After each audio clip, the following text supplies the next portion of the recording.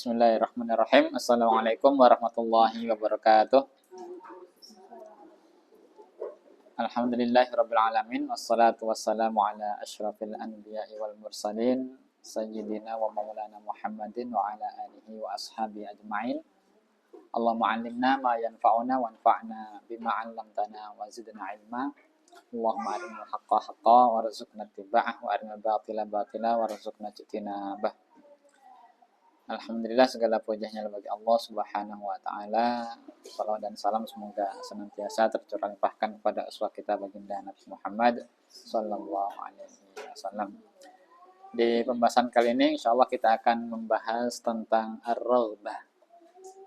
Nah, kita mengenal ada raghbah, ada iradah.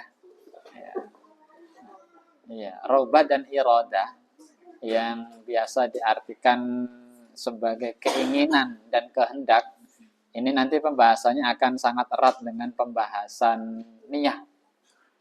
Ya, pembahasan niat, di mana banyak para ulama mengatakan bahwasanya pembahasan niat itu merupakan sepertiga dari pembahasan ilmu. Bahkan Imam An-Nawawi dalam arba'innya beliau menempatkan hadis tentang niat di urutan pertama. Ini innamal a'malu binniyat wa innamal likulli imri'in ma nawa, dan seterusnya. Bahwasanya sesungguhnya amalan-amalan itu disertai dengan niat. Dan sesungguhnya seseorang akan mendapatkan sesuai dengan apa yang dia niatkan.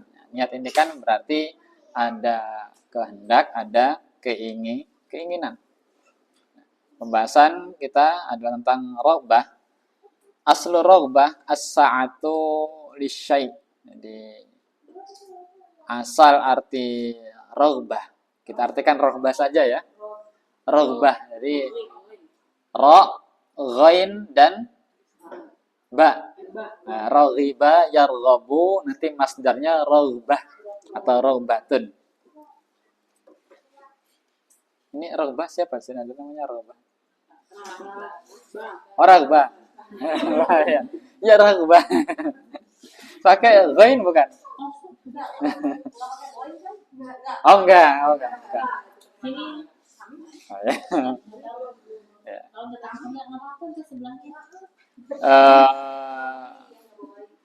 Ada dalam hadis, ada yang ingat kata raghbah ini? Yang lanjutannya faman raghiba an sunnati falaysa minni. Nah, dalam bahasa Arab kalau raghiba kemudian fi itu artinya suka. Tapi kalau setelahnya an itu artinya kebalikannya. Nanti akan kita bahas insyaallah. Ini kita artikan dulu di asal. Aslu raghbah as-sa'atu lisyai'. Asal arti raghbah adalah as-sa'atu lisyai', jadi keluasan pada sesuatu. Ini arti asalnya adalah luas. Waraghbatu fin nafsi, adapun raghbah dalam nafas. Apa nafas? Ini sering kita bahas ya. Ini kita artikan nafas adalah jiwa. Adapun raghbah dalam jiwa adalah as-sa'atu lil iradah, keluasan, kelapangan dalam kehendak. Illa annaha tuqabilul iradah. Hanya saja kadang-kadang yang namanya raghbah itu berlawanan dengan iradah. Bayangkan, keinginan berseberangan dengan iradah atau kehendak. Kok bisa? Keinginan berlawanan dengan kehendak. Fi annaha qad tadgha 'alaiha. Di mana yang namanya raghbah itu kadang dia mendominasi keinginan, iradah, kehendak. Hatta tu'attilu amalaha al-ijabi. Sampai keinginan atau raghbatan itu bisa menghambat perbuatan positif. Fi tahqiqil ghayat asy-syarifah, dalam merealisasikan tujuan yang mulia. Ya, di sini akan kita bahas ya. ada raubah, kemudian ada iroda. Ini dua hal yang berbeda. Raubah tadi apa? Keinginan. Iroda, kehendak. Di mana letak perbedaannya?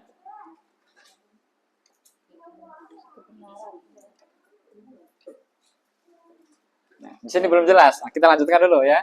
Yang jelas kita tahu ada perbedaan antara raubah dan iroda, keinginan dan kehendak.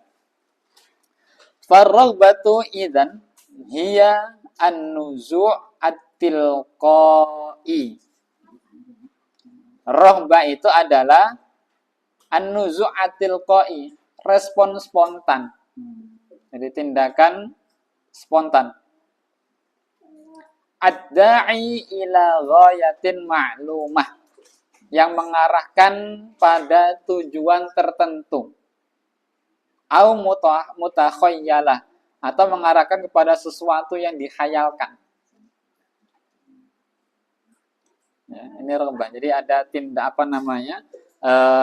respon spontan gitu ya, yang mengarahkan kita pada apa yang kita tuju atau apa yang kita khayalkan. Wa wara'a kulli raghbah munzi'ah. Ada satu lagi nih. Di balik raghbah, keinginan, itu ada yang disebut sebagai munzi'ah. Iya, di baliknya, di belakangnya.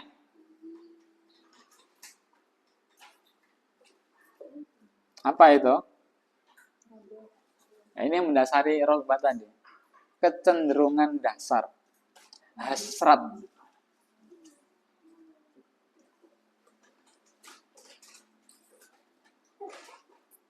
Ini kecenderungan dasar ya, atau hasrat. Ada juga tendensi. Ya. Nah, ini sifat alami nih. Misalkan begini, orang pada asalnya punya keinginan untuk apa? Ini yang alami-alami, yang dasar-dasar. Makan, minum, dan lain sebagainya. Sehingga ketika dia lihat makanan, akan ada raghbah untuk, iya, ini mendasari. Tapi iroda belum tentu. Iroda terkadang ini, nah, jangan, itu bukan milikmu. Tapi kalau sudah sampai menjadi sebuah tekad untuk melakukan sesuatu, itu namanya iroda.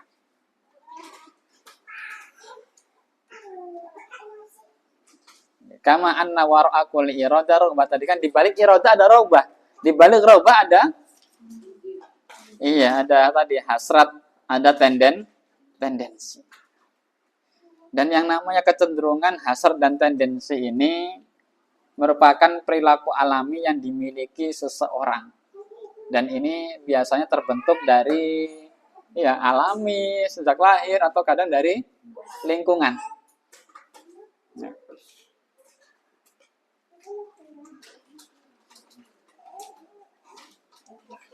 Misalkan kecenderungan dasar manusia kan juga punya keinginan untuk berinteraksi kan. Sehingga nanti memunculkan keinginan untuk berteman, berpartisipasi dalam acara-acara, dan seterusnya. Ini yang memunculkan keinginan. Nah, keinginan nanti akan memunculkan kehendak. Tapi tadi di awal disebutkan bahwasanya yang namanya keinginan dan kehendak itu tidak selalu, ya, berjalan beriringan. Kadang keinginan itu bertolak belakang dengan kehendak. Bagaimana? Ada value. Iya, value itulah yang nanti akan menghalangi, kadang-kadang menjadi penentu. Misalkan contoh begini.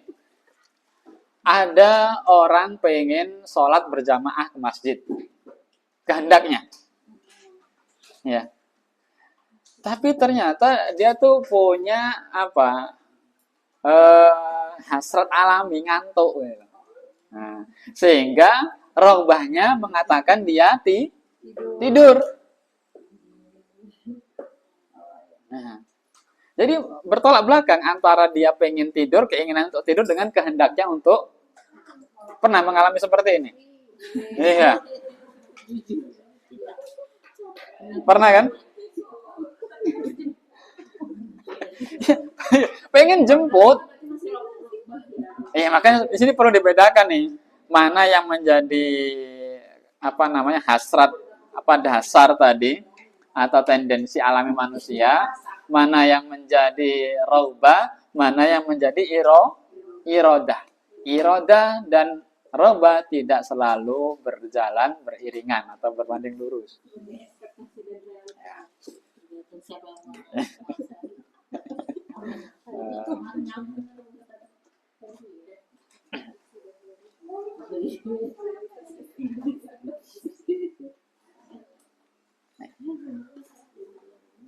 Warraubatu tu'tabaru min ahamil muharrikat fin nafsil insaniyah. Dan raubah, keinginan-keinginan ini dianggap sebagai motor penggerak dalam jiwa manusia untuk melakukan sesuatu ya. Ini motornya. Wahiyallati tadfa'u ila talabil ladza'id wal muta'. Dialah yang mengarahkan seseorang untuk mencari kenikmatan dan kepuasan. Keinginan tadi. Wa kullu ma yantiju 'anil insan min tasarrufin qad yakunu lahu 'alaqah biraghabatihi hatta laqad qil innal insana baqatun minar raghabat. Dan setiap hal yang muncul dari diri manusia berupa tindakan itu biasanya memang dia berhubungan erat dengan raghbahnya, keinginan. Sampai-sampai dikatakan innal insana baqatun minar raghabat. Sesungguhnya manusia itu adalah sekumpulan dari keinginan-keinginan. Nah, bisa dibayangkan, manusia adalah kumpulan dari keinginan-keinginan. Artinya kalau orang nggak punya keinginan, kayaknya bukan orang deh. Ya, ini salah satu definisi manusia. Manusia adalah kumpulan dari keinginan-keinginan.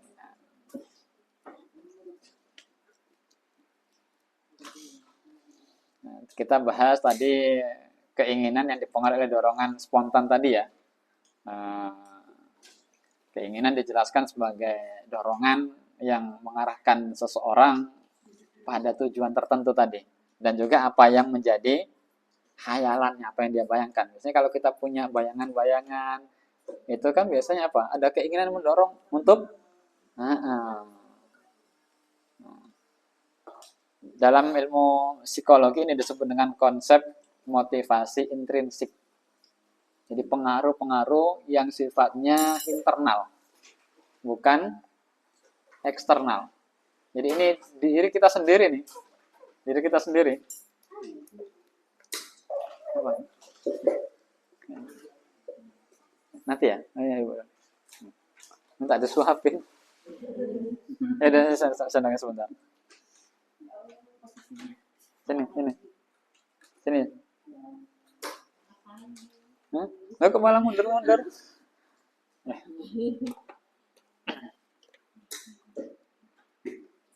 Nah, keinginan inilah yang mendorong seseorang untuk bertindak demi memenuhi apa tadi? Al-ladza'id wal muta'.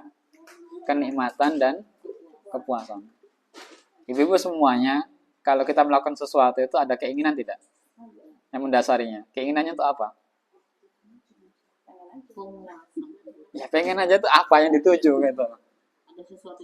Ada sesuatu yang dirasa bakal nikmat gitu kan. Ada yang dirasa bakal memuaskan. Kenapa suka masak? Ya meskipun masaknya mungkin gak enak, tetap yang penting puas kan gitu.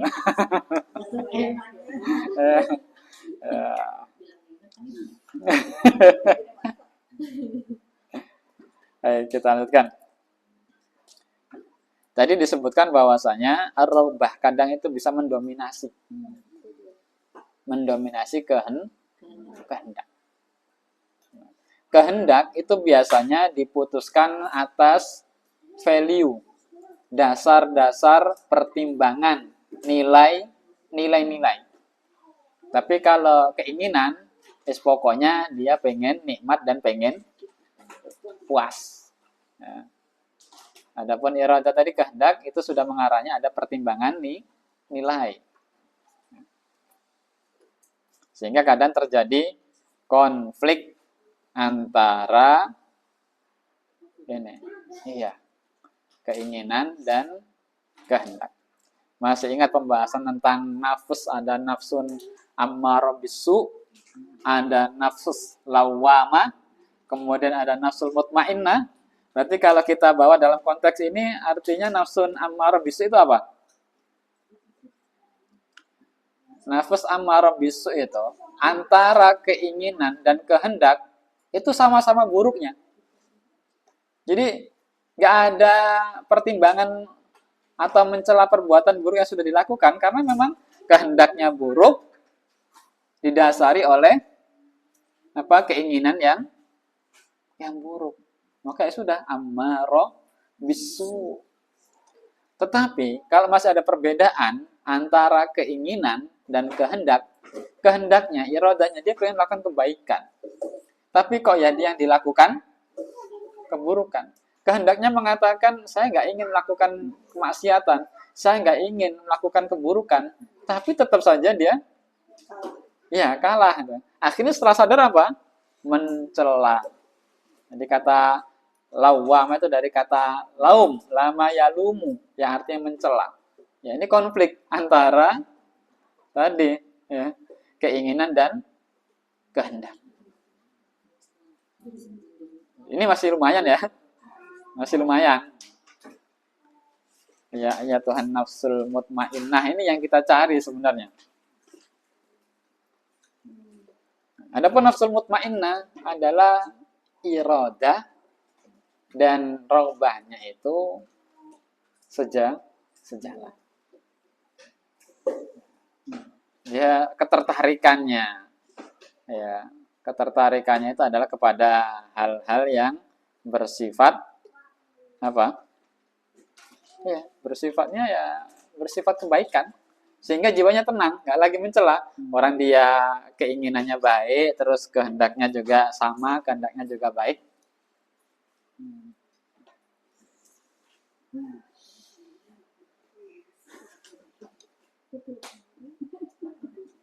Makanya disebutkan wa ma yarghabu an millati Ibrahim illa man safiha nafsa, kan? Dan tidaklah orang yang tidak raghbah, tidak suka dengan milah Ibrahim kecuali orang yang bodoh. Jadi orang yang baik itu berarti keinginannya pun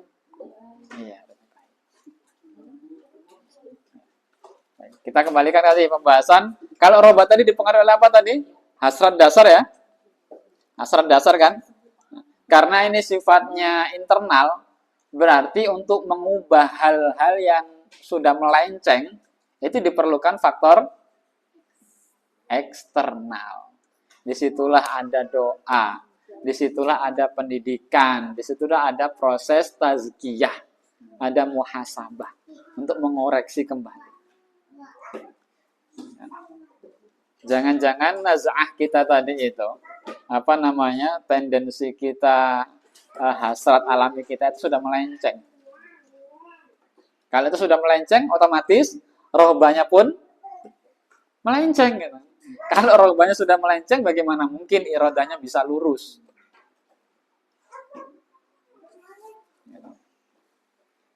Bersih, sayang. Bersih. Situ dulu. Iya, bagaimana mungkin? Ya, karena kalau iroda itu kan ditentukan biasanya ada pengaruh nilai tadi lah, ada value-value tadi, sehingga masih ada pertimbangan. Tapi kalau yang ini saja dia sudah kehendaknya, tekadnya itu selalu berbuat buruk, gimana? Jadi sulit.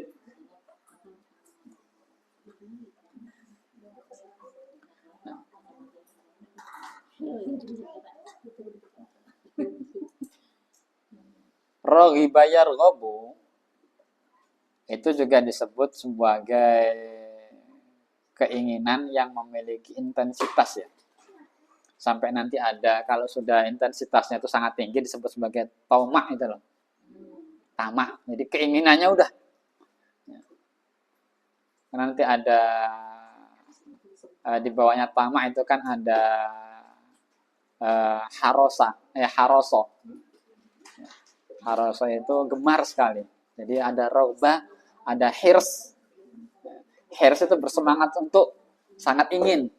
Nah, di atasnya nanti itu ada tamak. Biasanya tamak itu diartikan atau konotasinya pada negatif. Tamak. Itu intensitas keinginan ya. Inilah yang biasa menyebabkan kita sakit jiwa. Karena keinginan yang sangat kuat itu dapat menyebabkan perilaku yang kompulsif. Apa kompulsif itu? Tindakan berulang, tidak terkontrol untuk mengurangi kecemasan. Misalkan berulang kali kita mencuci tangan, ya, itu untuk mengurangi kecemasan karena khawatir ini dan seterusnya, akhirnya bahkan tindakan-tindakan yang berulang tidak terkontrol. Iya. Itu nanti ada hubungannya nanti. Was-was itu dibisikkan. Was-was itu kan memasuki orang yang pada asalnya baik. Dia pengen jaga wudhu. Akhirnya dibisikkan was-was batal. Dia cemas akhirnya. Gimana? Terus. Dan obsesif tadi ya. Kalau obsesif itu ya pikiran ya. Ini pikiran yang nggak bisa ditolak. Muncul terus. Meskipun kita berusaha untuk ini tapi tetap terobsesi. Muncul. Nah, ini yang bisa mengarahkan pada tindakan impulsif atau kecanduan. Jadi kecanduan itu ya tadi awalnya keinginan, roba, tidak terkontrol, naik sampai sudah dilakukan berulang-ulang, mau berhenti tidak bisa. Karena perubahan itu, penyelewengan itu sudah sampai di level bukan hanya di robanya, tapi sudah sampai dasarnya.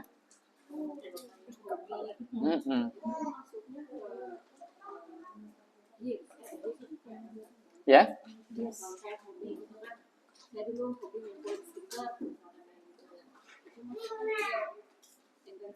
Iya, akhirnya kan tindakan berulang tadi kan.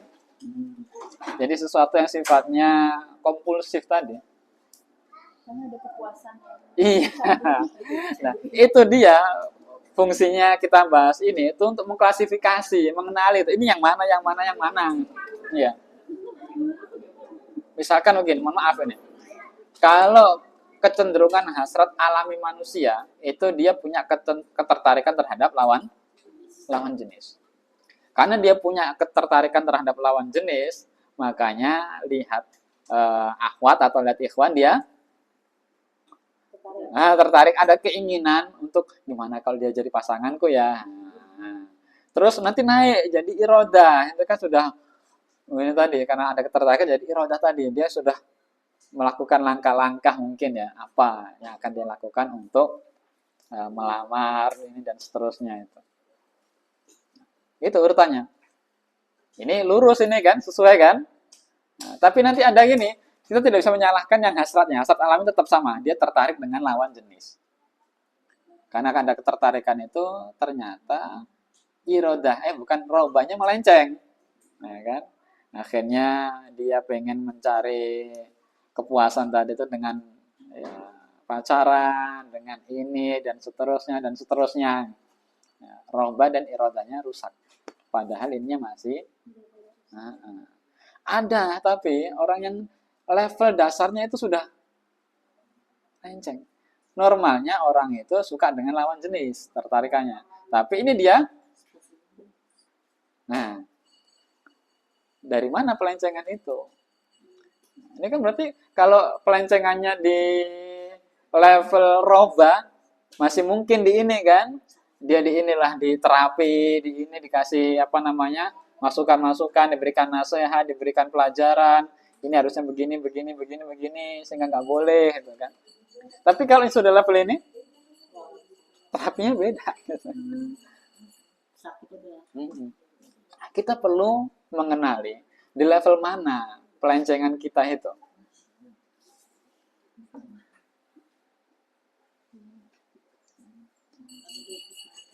Keinginan kita juga perlu kita ini ya.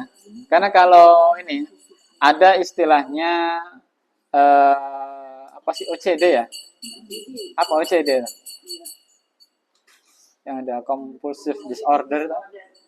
Apa OC-nya? O-nya? Yes, pokoknya intinya obsessive compulsive disorder gitu ya. Ini adalah keinginan-keinginan yang tidak terpenuhi atau penyelewengan keinginan bahkan. Ini yang biasa menyebabkan depresi, menyebabkan stres. Dia punya keinginan, ya ada dua. Satu, keinginan yang tidak terpenuhi, atau dia punya keinginan yang pada asalnya itu sudah buruk dari awal. Jadi ini ada keinginan baik tidak terpenuhi karena juga masalah. Ada dari awal keinginannya sudah buruk. Hal-hal seperti ini bisa menimbulkan stres, menimbulkan depresi. Ketika antara keinginan dengan realita tidak. Terus bagaimana cara mengobatinya? Doa, zikir, dan di ujungnya adalah tawakal itu tadi. Nah, konsep tawakal, konsep sabar, konsep syukur, zikir, tazkiyah, muhasabah, ini sebenarnya untuk ini. Makanya kasihan orang ini tidak punya konsep ini kan. Jadi dia menyiksa dirinya dengan keinginannya sendiri. Sampai di sini jadi jelas ya. Kalau impulsif tadi sudah sampai tindakan yang tanpa pertimbangan dan tanpa kontrol. Orang kecanduan kan sebenarnya itu. Itu kadang sudah tahu ini, tapi gimana ya? Nah ini cara menanganinya pun berbeda-beda.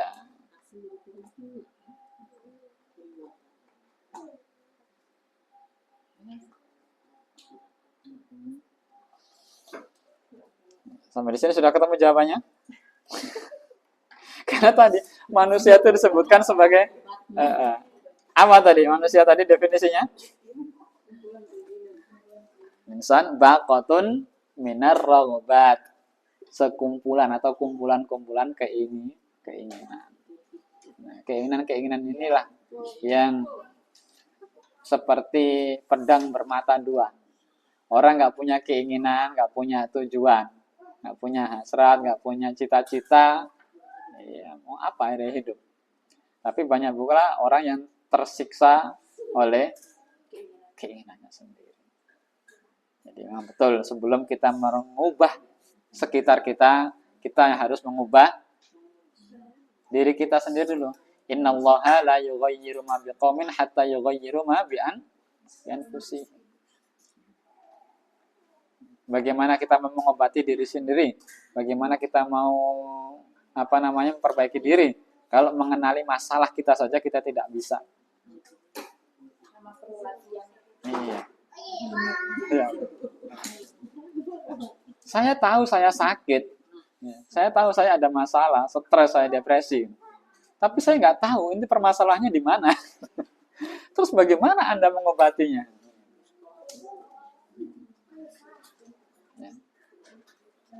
Kan tadi ada 3 hal tadi ya.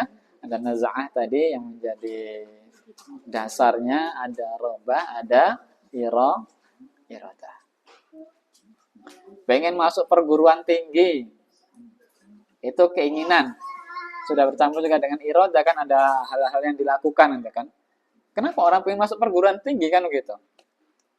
Dasarnya apa? Itu yang bisa kita ini nanti. Dan berhubungan erat masalah niat kan gitu. Bahkan Allah Subhanahu wa taala hanya akan membalas seseorang itu sesuai dengan niatnya. Kadang di level paling dasar itu kita sudah gagal. Di level niat saja kita sudah gagal. Misalkan begini, kalau kita masuk perguruan tinggi, niatnya adalah karena Allah, nanti ketika nggak kesampaian, itu dampaknya akan berbeda dengan orang yang memang masuk perguruan tinggi, niatnya bukan karena Allah, kemudian tidak kesampaian. Betul. Terus orang pengen masuk perguruan tinggi itu apa? Kalau dirunut-runut ke belakang, apa ininya? Intinya. Nah itu kan nanti bisa dipilah-pilah itu kan. Dan penangannya beda-beda. Kalau memang yang dia inginkan adalah supaya peluang untuk mencari rezekinya lebih tinggi, kok gagal gitu kan? Berarti kan konsep pemahaman tentang rezekinya yang harus diperbaiki. Kalau memang dia ingin masuk perguruan tinggi itu adalah untuk mendapatkan ilmu, ternyata kok nggak masuk ke situ, maka diberikan terapi yang lain, bahwasanya ilmu itu tidak hanya ada di satu tempat kan, misalkan gitu. Kalau misalkan dia pengen masuk perguruan tinggi tersebut karena ingin, ini salah satu gengsi, itu kan eksistensi kan sebenarnya kan. Berarti kan harus diluruskan. Nggak boleh ujub, nggak boleh sum'ah, nggak boleh riya dan seterusnya. Jadi beda-beda nanti cara penanganannya. Tergantung apa yang mendasarinya. Ini sekarang kita diskusi tanya jawab ya. Untuk yang ini materinya saya cukupkan dulu sampai sini. Kita akhir dengan alhamdulillah. Subhanakallahumma bihamdika asyhadu an la ilaha illa anta astaghfiruka wa atubu ilaik. Assalamualaikum warahmatullahi wabarakatuh.